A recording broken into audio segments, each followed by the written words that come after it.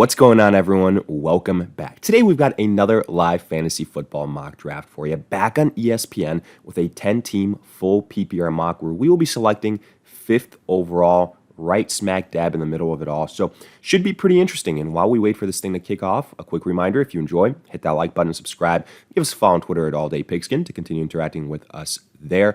Let us hear in the comment section your thoughts along with any other questions you guys might have. We'll do our best to answer them all. But with that being said, this thing is about to begin, and I imagine we're going to see the typical early pass catcher run here that we have come to expect on ESPN.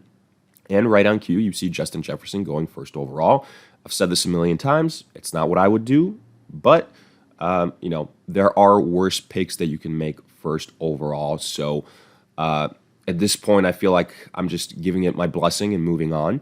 For me, I'm an Austin Eckler guy. I'm a Christian McCaffrey guy. Basically, I'm a running back guy first overall, early in the first round in general. But the top two running backs are now officially gone. They were Austin Eckler, Christian McCaffrey, second and third overall, respectively. Then Jamar Chase just went.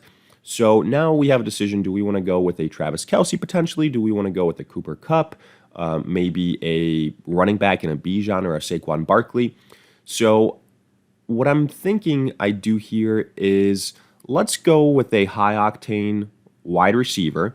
I know a lot of people early on are going to do that. So let's build this thing around Cooper Kupp first overall, or I should say in the first overall round. And then we'll see what's available to us running back-wise in the second round, in the third round, and we will go from there. I've said this before. To me, Cooper Kupp is right there, hand in hand with Justin Jefferson, especially in full PPR. I think if you've talked yourself into selecting Justin Jefferson first overall, to me, you should be okay selecting Cooper Kupp first overall as well. Assuming that he plays a full season, which I continue to try and say this, which is what we have to expect these guys to do, or at least what we have to project them to do. Now, that's obviously not going to happen with everyone, but that's why there's different risks associated with all these players. It comes down to, are you comfortable taking on that risk? Now, let's kind of quickly look at some of these selections before it's our turn to be back on the clock here. But kind of looking at it, well, actually, let's make this pick and then go ahead and break it down. So we could go back-to-back pass catcher. We can go like a Cooper Kupp and Amon-Ra St. Brown, but I kind of want to go balanced here, and I think Jonathan Taylor deserves the selection. I think he ends up playing, so I'm not going to waste any more time. I'm going to take Jonathan Taylor. To me, he's a first-round talent that's falling to the second round now because of the contract situation. I had a video specifically designated to whether you should draft Jonathan Taylor and or Josh Jacobs, and I said if you can get them at their current values of late second-round selections, you pull the trigger.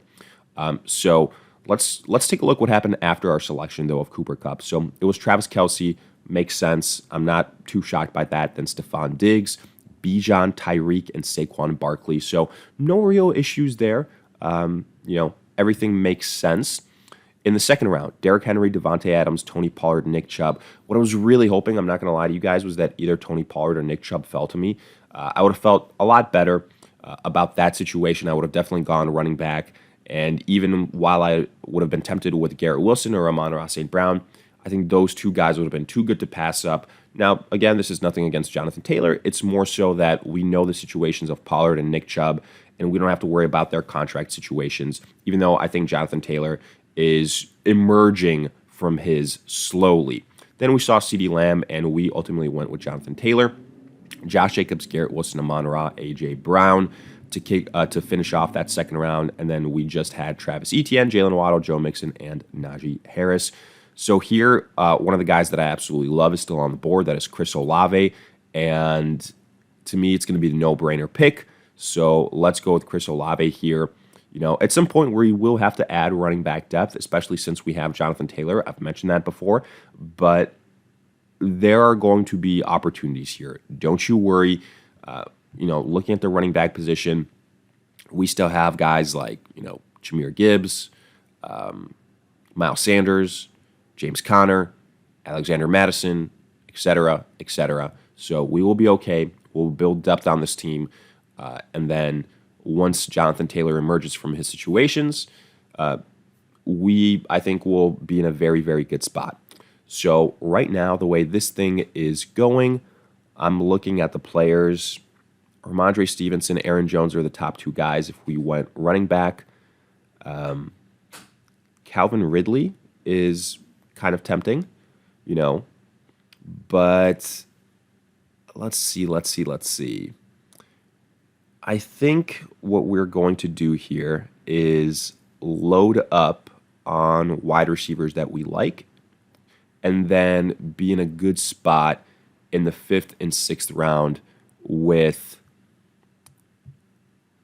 just attacking the running back position head on. So in the 5th and 6th round, I'm targeting guys like Miles Sanders, James Conner, so on and so forth. I skipped on Ramondre Stevenson for the reason being, with Ezekiel Elliott being added to that backfield, I think he's going to lose a lot of opportunities, a lot of touchdown opportunities. So I'm just going to be looking elsewhere for the running back position, basically, is what it boils down to.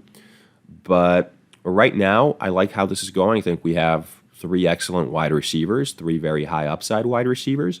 And now we're going to, like I said, attack the running back position. There's 4 picks until our turn is up.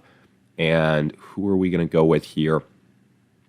It's either going to be Miles Sanders or James Conner, whoever's left available. I think that both of them are excellent choices as RB2s, so can't go wrong either way. I think that James Conner is probably a guy that has a little bit of a higher floor because of his heavy involvement as a pass catcher. So let's go with him first. Let's go James Conner. He's been added. And then we will see what is left available to us in the 6th round. I would assume we will be looking at the likes of Alexander Madison. We'll be looking at, James Cook, something like that, Kenneth Walker. So I think it'll be a good situation for us one way or the other. Now, I do want to quickly look at the picks that are being made here. And, in between our selections, we actually saw something that I want to point out in the 3rd round. All the top quarterbacks go in the 3rd round. I appreciate that because typically what we've seen is early 2nd round selections for these quarterbacks. I say do not do it before the 3rd round. So good situation there. Patrick Mahomes, Josh Allen, Jalen Hurts, all towards the back end of the 3rd round, in fact. In the 4th round, Keenan Allen, somebody that I like, Jahmyr Gibbs, T. Higgins, Dameon Pierce, Aaron Jones, followed by our selection of Calvin Ridley, then Kamara, Amari Cooper, Ramondre Stevenson, and Mark Andrews. But we're back on the clock here. Miles Sanders was selected shortly after our pick of James Conner. Alexander Madison is still there. I'm going to continue to load up on running backs here. I can wait for the tight end position. I can wait for the quarterback position. Wide receiver here at some point. DJ Moore is a good value. Marquise Brown is a good value. We've got 3 running backs at this point in time, so now we can go back to the well of the other positions. I think we did a good job the last 2 rounds going running back, so I feel good about that. Maybe you would have made the argument, we can wait on running back, but look, James Cook just got selected. I think people saw that maybe a little bit of a run on that position was coming, so they weren't waiting. They were getting the top end running backs that were still left, so I'm glad we went with Alexander Madison when we did. Both Conner and Madison, to me, are in my top 5 running back steals as far as guys outside the top 20 running backs that have league-winning upside, so I really like getting the value there with them. Breece Hall is still available, and you're going to see it. He's a guy that with Dalvin Cook is going to lose a lot of value being added to that backfield. Kyle Pitts now, I think we can add him here. Let's see what's left at the wide receiver position. Marquise Brown is still there, but I do think we're going to see, a run on the tight end position. Kyle Pitts is the highest guy that I have left available on my rankings, so I'm going to go with Kyle Pitts. And then We can add other, values here at wide receiver, at running back. We'll see what we have to work with at quarterback, but I want to go back to some of these earlier rounds and potentially point out some really good values. I think Amari Cooper at the end of the 4th round, a really good value. I'm not the biggest Mark Andrews fan, but end of the 4th round, okay, not bad. In the 5th round, we see guys like Lamar, Debo, Christian Watson, DeAndre Hopkins. I'm a little bit lower on all these 3 wide receivers. Like, I'd much rather have Marquise Brown above all of them, honestly, than Jerry Jeudy, Deontay Johnson, Joe Burrow, Miles Sanders, Terry McLaurin. To me, James Conner and Miles Sanders, it was a coin flip type of situation. So either way, I'm happy we got our guy, or at least one of them. We have Justin Herbert in the 6th round, Kenneth Walker, but let's quickly make a selection here, and we actually get pretty lucky because Trevor Lawrence is still on the board. We need a quarterback, and pairing him up with Calvin Ridley, getting a nice little stack there. I'm really, really liking that. So, yes, we missed out on Marquise Brown, but that kind of had to happen in order for potentially Trevor Lawrence to be there for us. So it's not the end of the world. And like I said before, we had a really, really good build of wide receivers with Kupp, Olave, Calvin Ridley.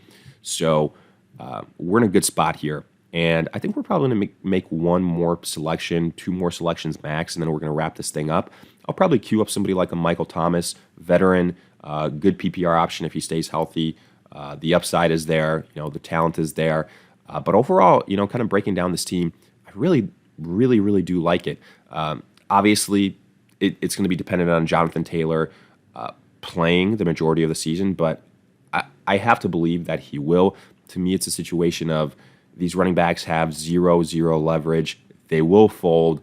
And there's been news that Taylor's kind of, angling his way back to camp, etc. So, I believe in Jonathan Taylor. I think he's going to be okay. I like James Conner. I like Alexander Mattison. And with Taylor kind of anchoring that position, I think we'll be okay. Our wide receivers are amazing with Kupp, with Olave, with Ridley. Tight end, high upside guy in Kyle Pitts. We can always add some depth later on.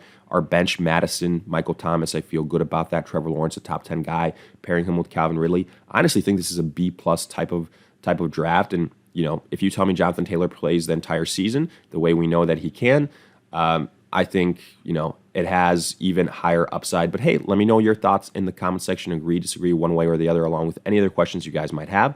I'll do my best to answer them all. If you enjoyed, hit that like button, subscribe, give us a follow on Twitter at AllDayPigskin. But in the meantime, we'll see you guys in future videos.